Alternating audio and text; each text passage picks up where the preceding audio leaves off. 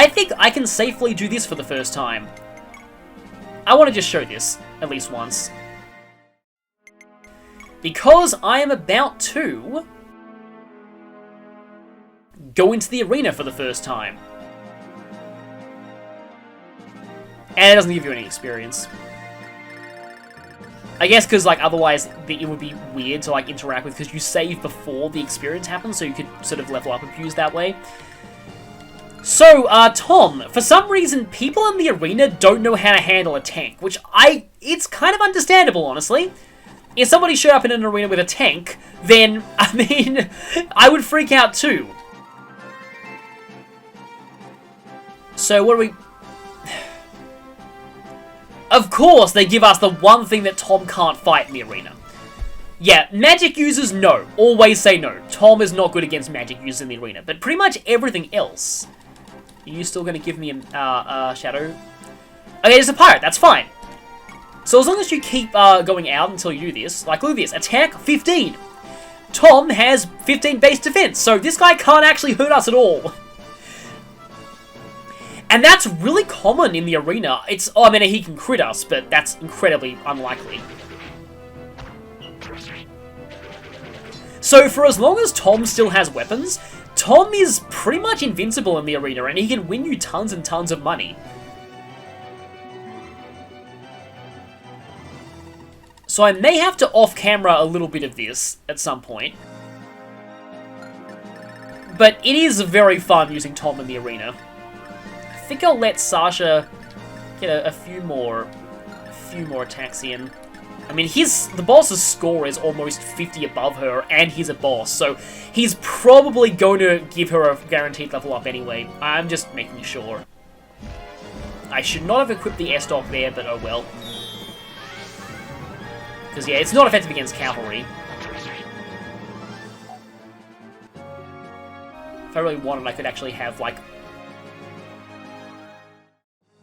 Mel kill that guy. I think for some reason Rudin's map theme just started up again, even though it should still be the enemy phase battle theme. Yeah, this guy is not having a good day, which I'm glad for, because it means my swords remain intact. And the only question here is, who takes this guy down? I have a feeling that next map, Vega is going to get an enormous amount of experience. But this guy is doing a 21. He does 11. And Martel guaranteed kills him, so I don't even need to worry about getting hit.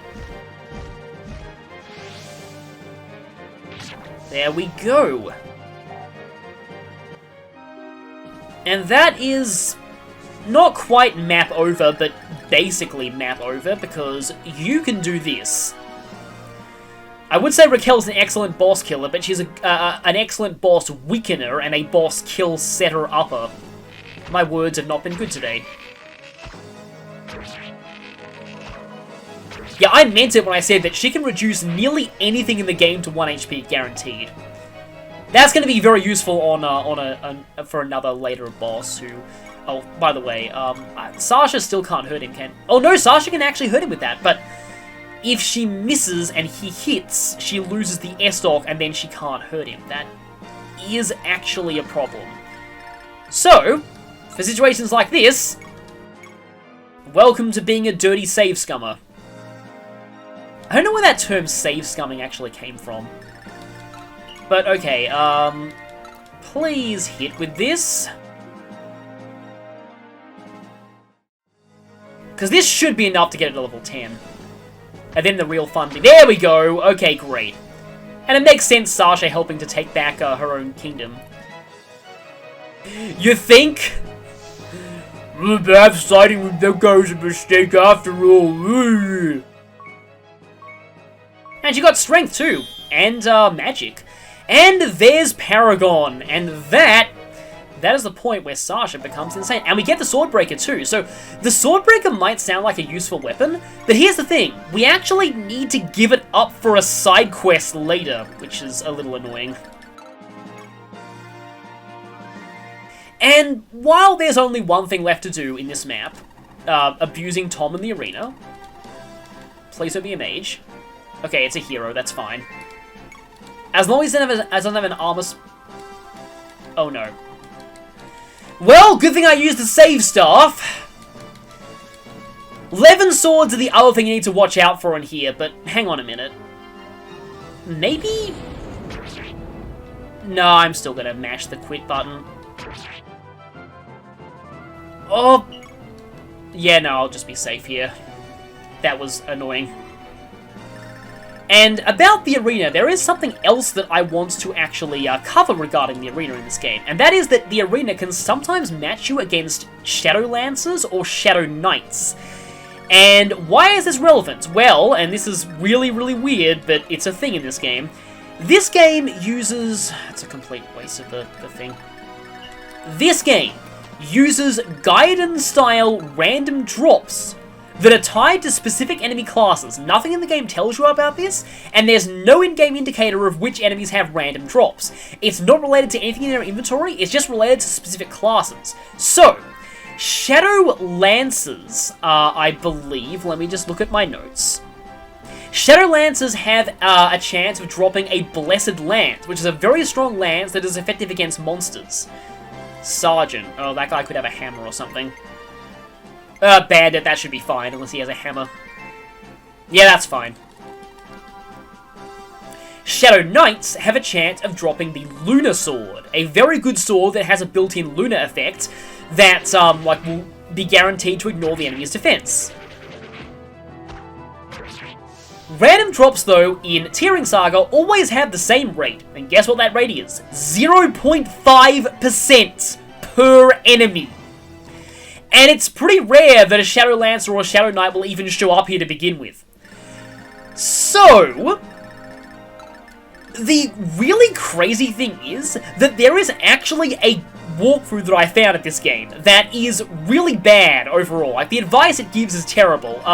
The case in point is that walkthrough recommends that you grind the arena in this chapter until you get those 2 weapons. I'm not joking, it actually recommends doing that.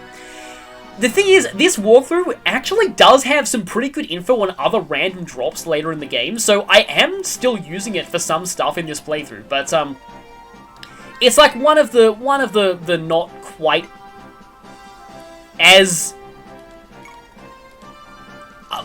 what? You can... what? Okay, the reason why I'm reacting like that, you'll know if you've played this game. It's... what the heck? That's even the same sprite, too! Like, I mean, okay, I'm trying to avoid, like, spoiling things here, but I'll just come out and say it. That's Holmes's class! And it's even Holmes's sprite. What?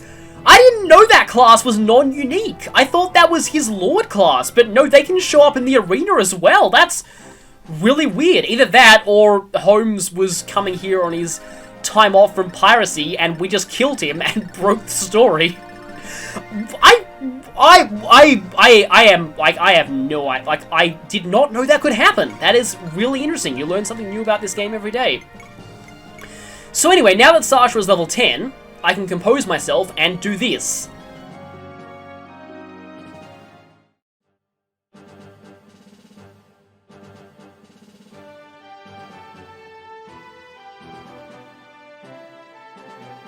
Farewell, my weak former self. Hello, Sasha, the most broken princess who ever lived.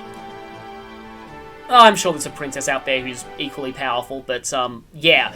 So, 10 magic, that'll be fun with 11 swords, which she can use now. And she can use lances now. She also has Kanto now as well, and, she has Paragon and, Vantage, and this is just going to be really fun. At this point, Sasha will start to ridiculously snowball. And it's just, this is the part where the game gets amazing. Oh. Can Tom take that? Oh, wait, no, it's a... oh, I think it's going to be dismounted? Javelin.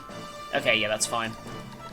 Yeah, he only does 1 damage, even though he's a Wyvern Knight. Is he dismounted or not? Please tell me that he's not dismounted. Oh, wow, he's not dismounted. This is going to be fun. Yeah, Tom just one-shotted a freaking dragon. Oh, and he gave...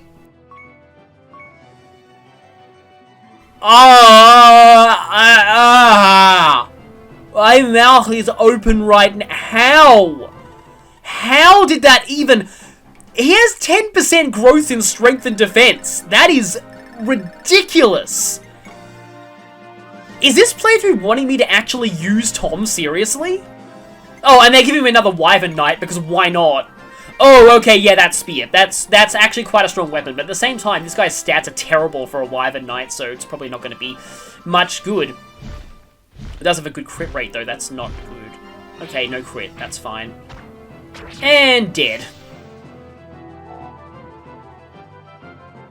By the way, that spear, its name in Japanese was actually Javelin. In the Japanese version, the Javelin is the strongest throwing spear. And what's called Javelin in the fan translation is actually called, believe it or not, Hand Spear in Japanese. I don't think that's a real thing. I know hand axes are, but you can't just put hand on something and say it's a thrown weapon. Nope. Oh, Shadow Rider, okay.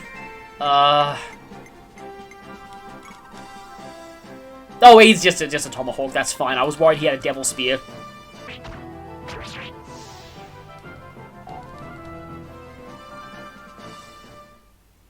Oh look, thanks to the level up in defense, you can't hurt Tom. Of course, you couldn't even hit him anyway.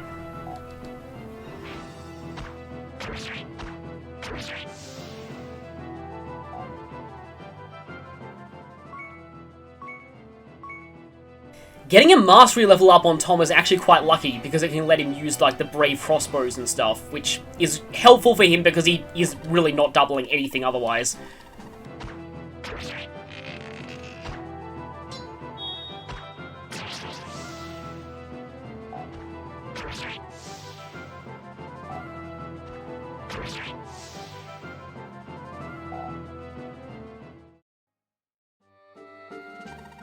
Oh yeah, we are actually at the point where we can buy Smith's Hammers. 8,000 gold though, and yeah, they can't repair anything that has a star in it, so like no legendary weapons. Iron Shields give you an increase of 7 defense, and they're pretty useful, but they're also pretty expensive.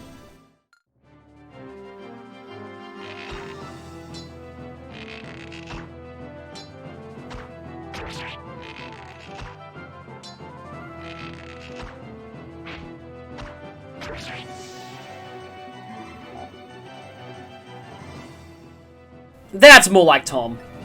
And I think I'll stop there, but I just want to do one proof of concept, because I have heard that Raquel can defeat enemies in the arena. Her score is very high though, so I'm actually worried what kind of enemy she'll be facing. Oh. Or they could have her fight a flyer, because why wouldn't they? I mean, you know, if Adept is important. Just realized, does Raquel's no-killing vow apply to winged beasts like wyverns and pegasi?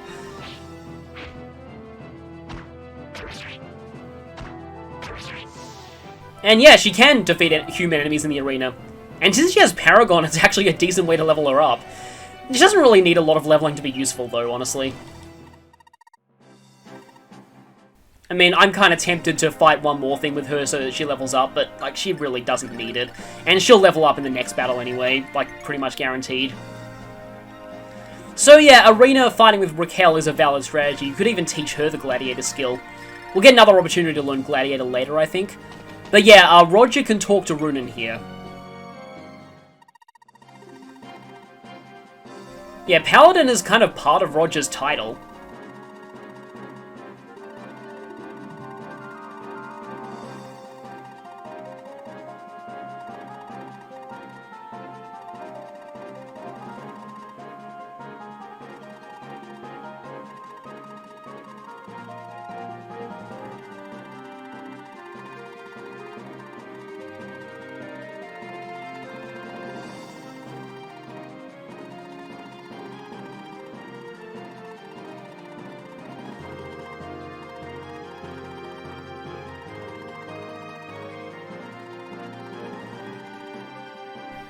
That's actually quite a decent conversation. I don't think I've ever seen that one before, because it doesn't really give any, like, special effects or anything.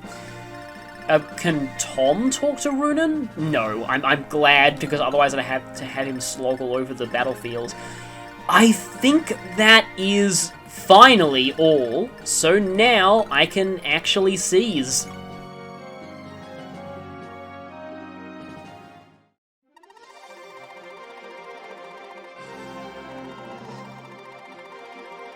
Really? It was a way easier battle than I'd anticipated. Honestly, it's a little anticlimactic for the final battle of an arc, as I've already said.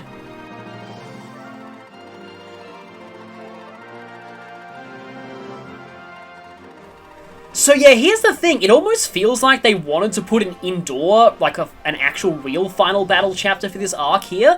But it turns out that this guy is already, yeah, cleared things for us. His troops have surrendered, and we've captured Coda. I think a lot of people earlier guessed that, that red-haired, soldier here would be joining us eventually. Another one of Coda's men who seemed more honourable than most.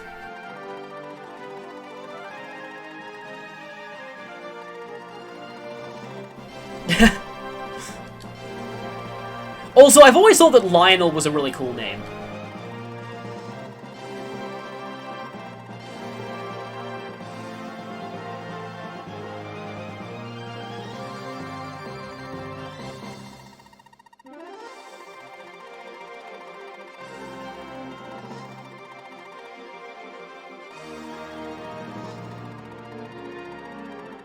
Yeah, so these guys were fighting inside while, we were fighting outside. That guy from before! So yeah, we saw these two talking earlier, but, there's a little bit of additional dialogue here if we recruited Norton.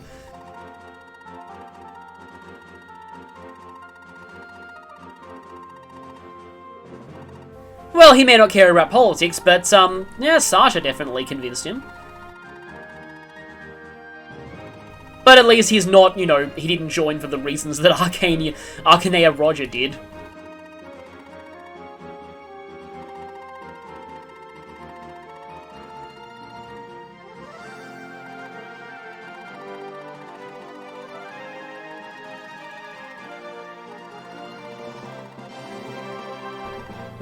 Really? Yeah, no, that's not going to cut it at this point.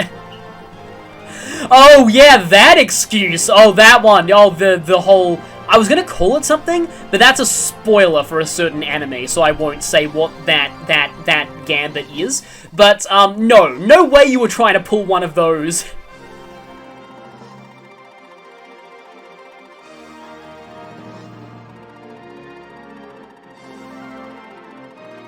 I mean, yeah, but you did keep her under house arrest.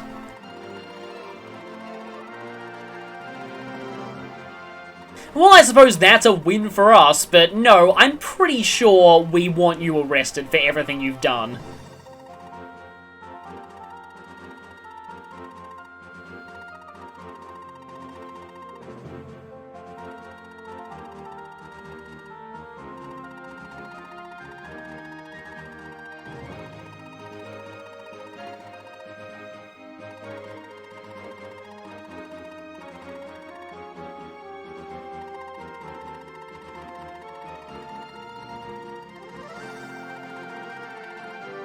Yeah, he's been Chancellor for all of, like, 1 minute, and already he's made a pretty good decision.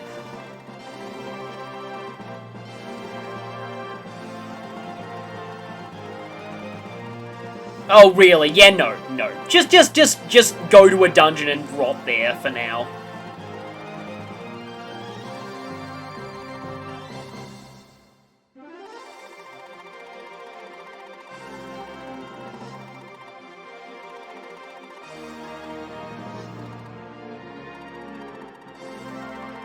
So it kind of makes sense that way, because his stats were pathetic, but we never get to fight Coda. And at least that guy who guarded the prison gets to survive.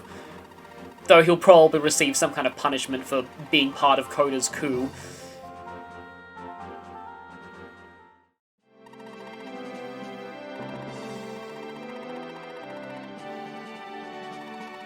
People in the comments mentioned that I think Lisa was the name of Marth's mother, so, and I think the name of one of the evil mage sisters in Fire Emblem 4, I always call them the 3 evil mage sisters. No, wait, was she one of the Pegasus? No, she wasn't. No, she was Ishtor's girlfriend. And also a palette swap of the same mage fighter from, that I think Arthas had an affair with, and Nalitasias in FE4 as well.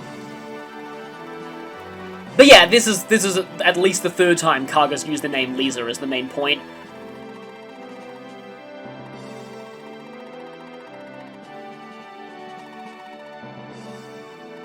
It's just, I feel bad for Ishtor because his sister overshadows him in everything, even his own game. Like, Ishtor isn't very much more than just a generic boss in Fire Emblem 4 with slightly more dialogue. Anyway, back to this game. Lisa seems to have known Runen from before, as she's going to describe here. 10 years. How is Runen like... I mean, most lords in Fire Emblem are pretty young, so I'm guessing Runen is only like 16 or 17 maybe. Like, Ike was 17 canonically in Path of Radiance, and that's pretty old by lord standards. Though I think Chrom is like in his... is either 19 or in his early 20s if you do the maths on some of the timeline.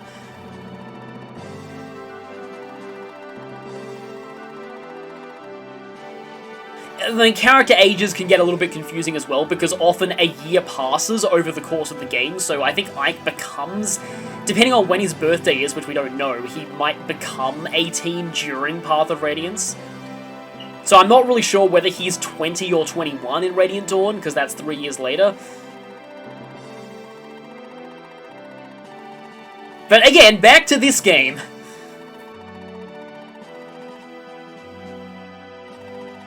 Yeah, it's time to actually request the reinforcements that we came here for, because they're well and truly in our debt now. This was but a prelude to the real conflict.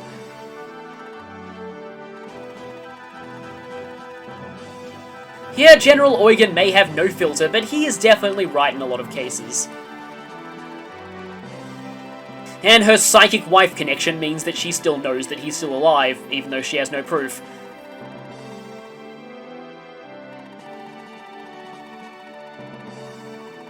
Welt's full support, which unfortunately doesn't mean that all of the other ones of Marlon's men immediately join us. Logically that should happen, but... Anyway...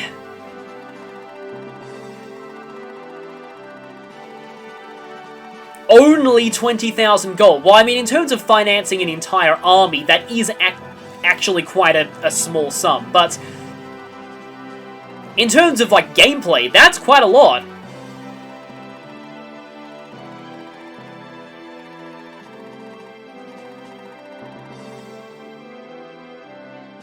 Yeah, we've already got a pretty sizable force. There's a lot of, like... There were, like, pretty much 20 bios that I had to give in this arc alone?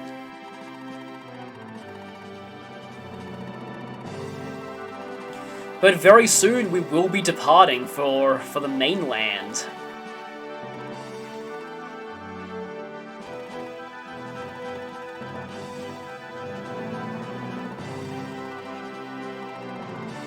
Yes! Please! Please come with us! You have recently become a goddess of destruction. We need you.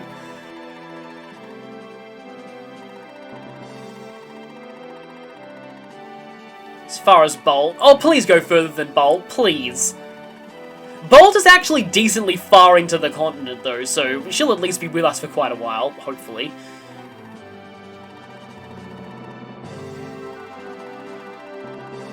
Yeah, Sasha has a tendency to get her way in most arguments.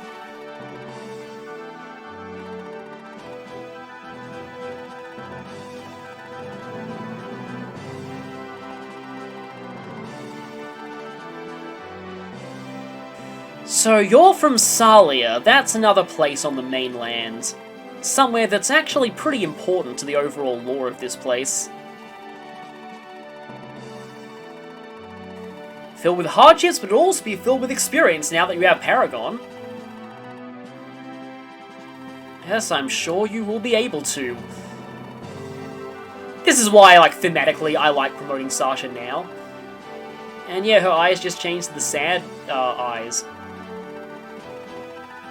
So, speaking of which, the reason why I thought it was weird that Sasha got all that favoritism when it comes to, like, having different emotions in her portraits, Sasha, like, as important as she is to the story, from this point on, Sasha is basically just another unit. Like, she can die, and the story will continue just fine.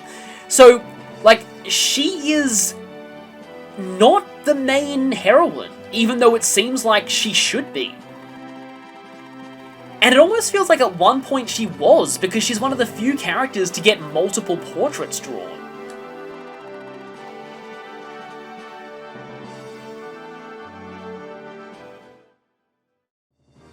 So what follows here is going to be our first, like, celebration sequence. Usually at the end of every arc, there is a big sequence of conversations between characters. Most of it's for flavor, some of it increases supports. That's just everyone relaxing and having a nice big party after, getting a major military victory. So yeah, just sit back and enjoy these cutscenes that are ensue. There's going to be a lot of them, and some of them do depend on who you picked at Wellt. Verge, well, which is part of Wellt, but I keep saying Wellt sometimes. But yeah, like, what follows is going to be a sequence of mini-events for various characters that we've recruited over the course of, the Weltt campaign.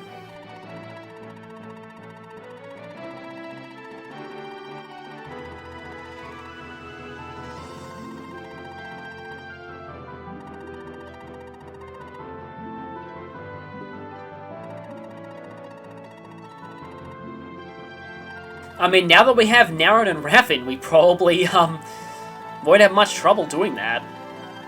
Oh, and Zeke, of course.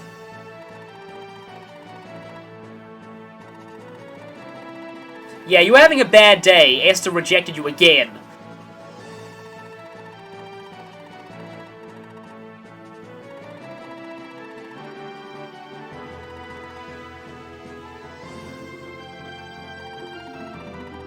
Speaking of which...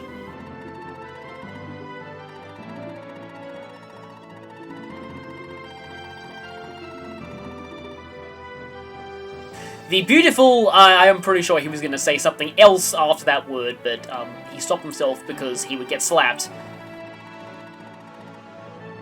So we didn't actually know about this detail before. And his fiancée is Chrysa's sister.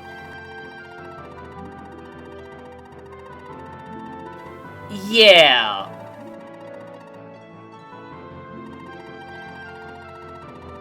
And yeah, Lena's actually... why is there an arrow there? That was probably a typo. So yeah, Lena is pretty young and in an arranged marriage because medieval times is just something that kind of happened back then. Yeah, thankfully, like, there's absolutely no romance between her and Arcus at the moment. I don't know how old, though, Arcus is supposed to be. Like, in my head, he's younger than Chryse. I don't know, like, how much older he would be than Lena.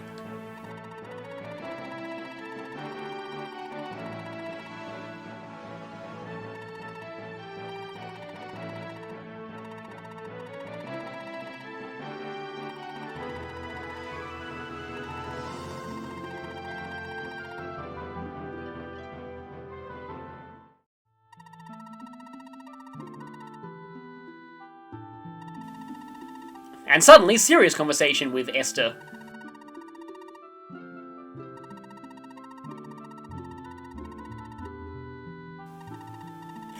In a way, I kind of wish that I was training Esther, because she is actually interesting when she's trained and promoted, but I usually don't in most of my playthroughs, and often when I play these games, I tend to just show what my typical playthrough looks like.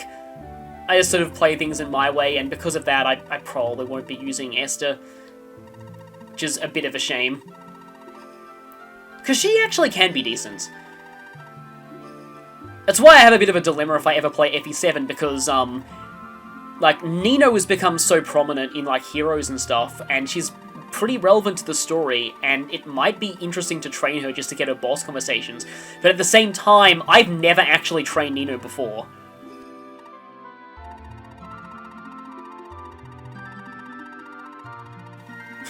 Oh, that phrase. We may not be related, but thankfully it's not going the way that it usually does.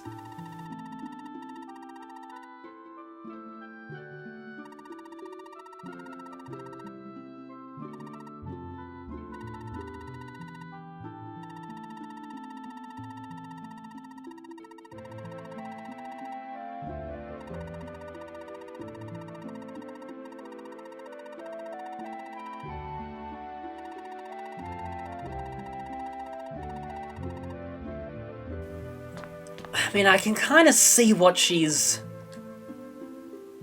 talking about there, but I'm sure he'll still remember his adoptive family, even if he goes back to his homeland. Yeah, and even Lionel gets in on the action of this party, even though he hasn't officially joined us yet. And this is actually why, because he has to stay back here. They're still bandits. Remember that Yazam's bandits retreated to the cave. We haven't fully dealt with them yet. So Wellt is still going to need soldiers, and that's also why Count Marlon is still going to be keeping Lee and Ezekiel around. There may have been a third guy with him, but I just can't remember.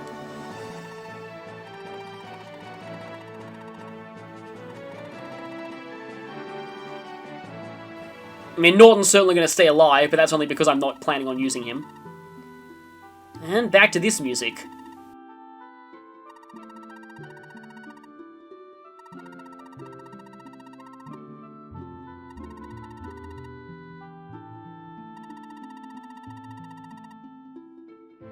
Yeah, the whole I am a traitor who joined the cult of Gurzel, I am dark and edgy deal.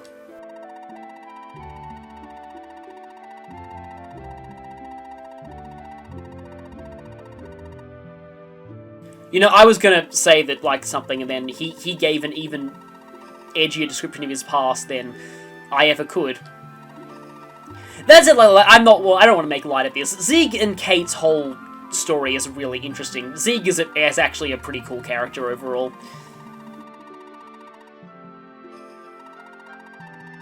And again, like I said in Kate's bio, Kate's a fan favorite among people who play this game in terms of character. It's kind of a shame she's a bit of a mediocre combat unit, because she's actually a really cool character story-wise, and it's always, like, her scenes are pretty decently written overall. And here is a scene that I never saw in my first playthrough because I forgot to recruit Plum. Or at least I didn't manage to recruit Plum.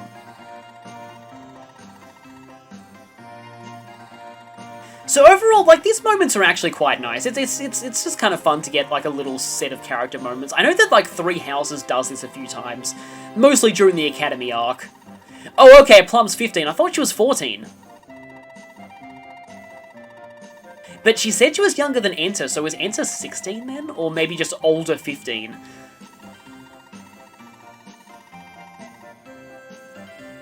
Quail. I mean, in real life I like chicken. I wonder if I would like quail.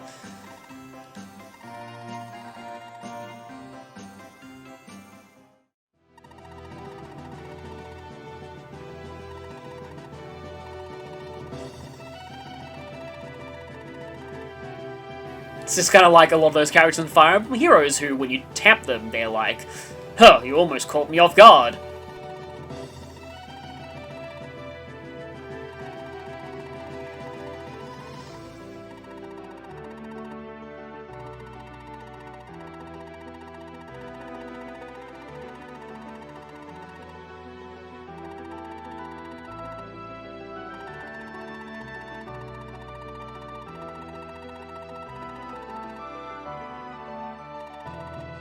Oh, touche there. Because, I mean, he fell for it too. He, you know, Lentenheimer told him to kill Julia, and he fell for that.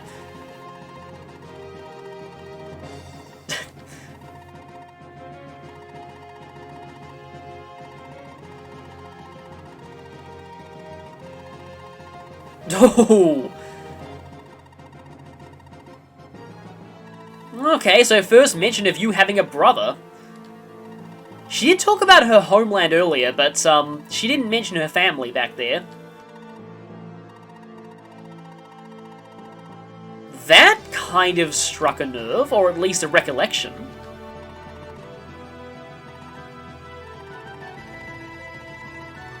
And he's a Zoan.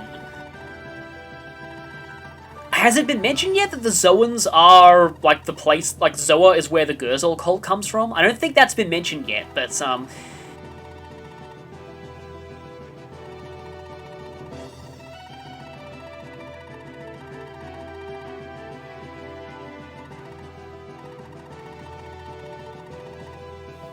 the fact that you have less of a strength base and growth than Vega does? Which is being sort of justified here. Now you're kind of quoting Elizabeth. And that should be the end of the party. So a lot of interesting conversations there. If you picked Luca, there's an additional scene with Luca, which I will show now.